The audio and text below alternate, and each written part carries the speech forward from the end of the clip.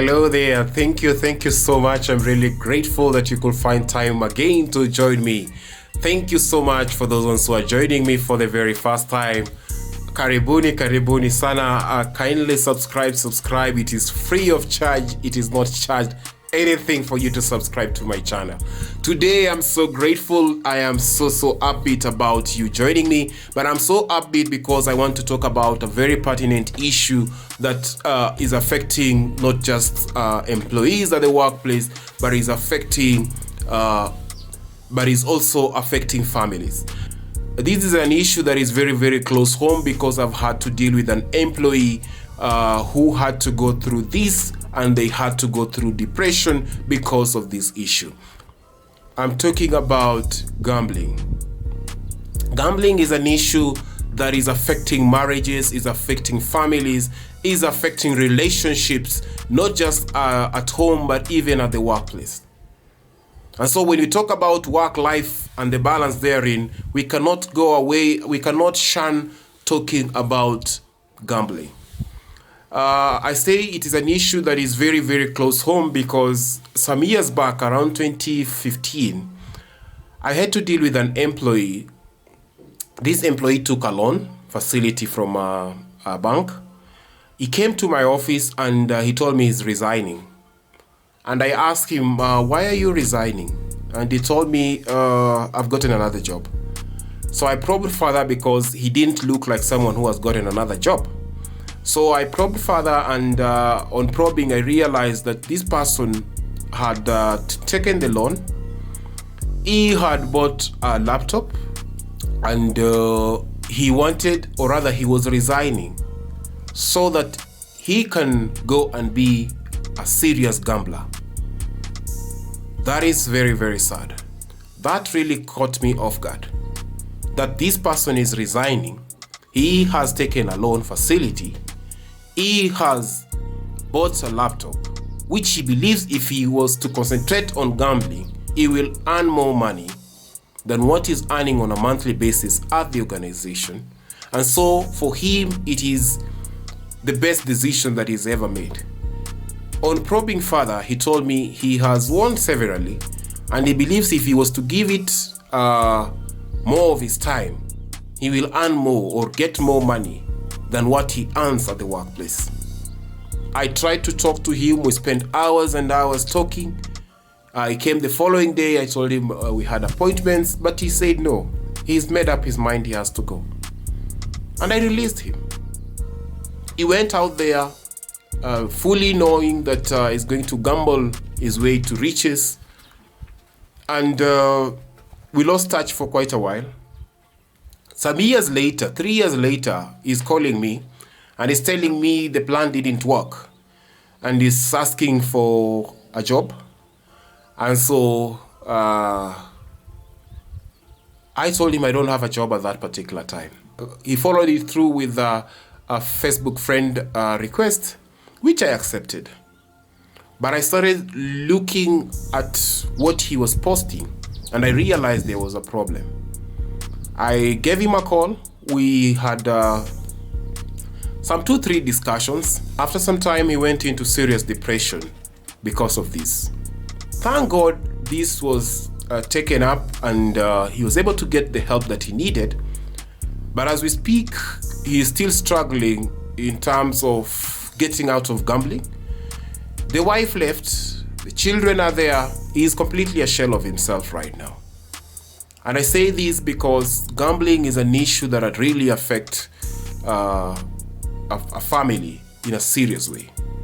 Now, you ask yourself, where does it start? Here in Kenya nationally, we are well aware of characters or personalities, prominent personalities who are struggling with gambling.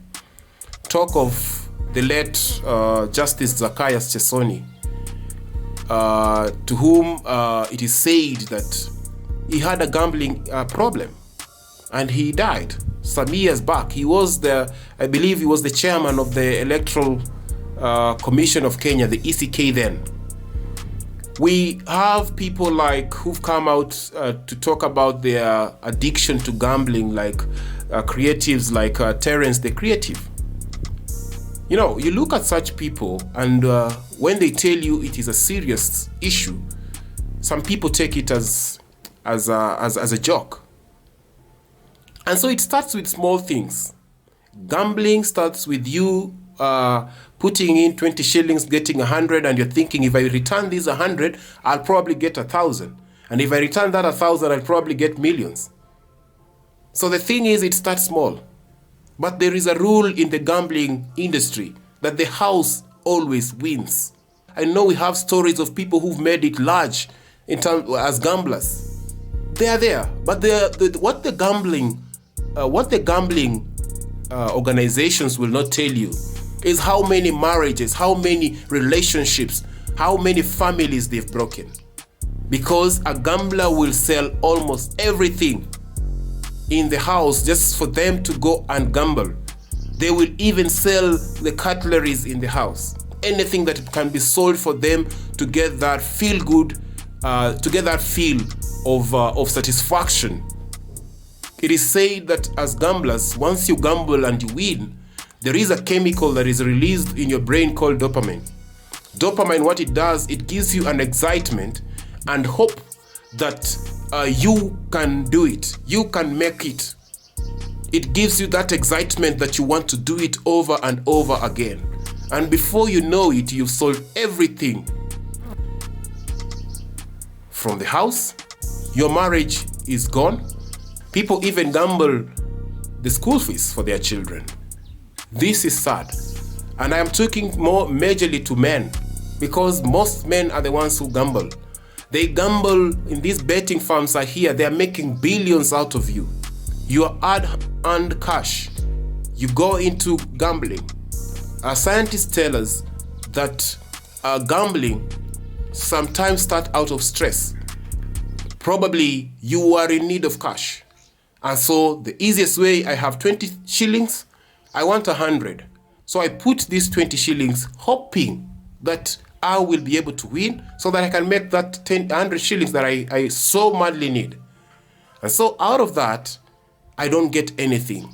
And that is when stress comes in. You find someone who is well reasoning. You find people, employees at the workplace, people at the marketplace who are respected. They have nothing to show of their hard labor. They are senior in organizations, yet their money is spent on gambling. The story of Justice Zacchaeus Tesoni, the story of Terence Creative, and the story of many other gamblers that you will get to hear about.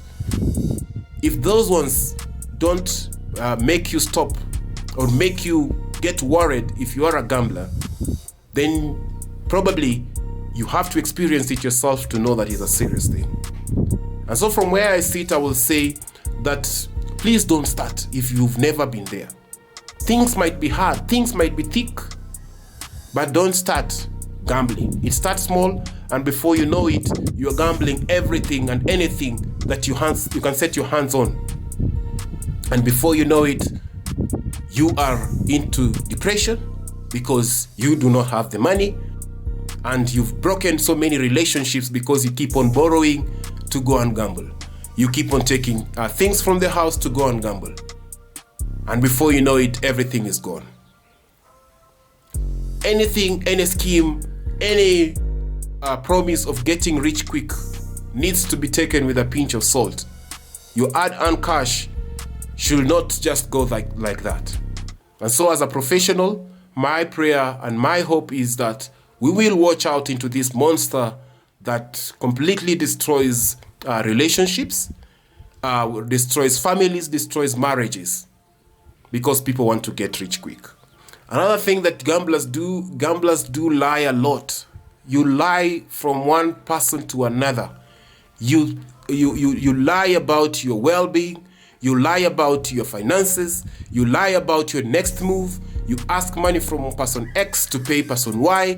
Before you get to person Y, you've already gambled. You've not gotten whatever it is you expected. And you are going to person Z to ask for money.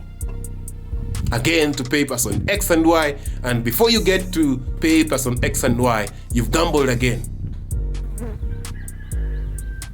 And you have not gotten the money that you expected. kindly look out for my next series, probably in a family setup. How well can you help them, and how well can they find help so that they are able to manage and eventually to stop the gambling habit, which can actually lead to death.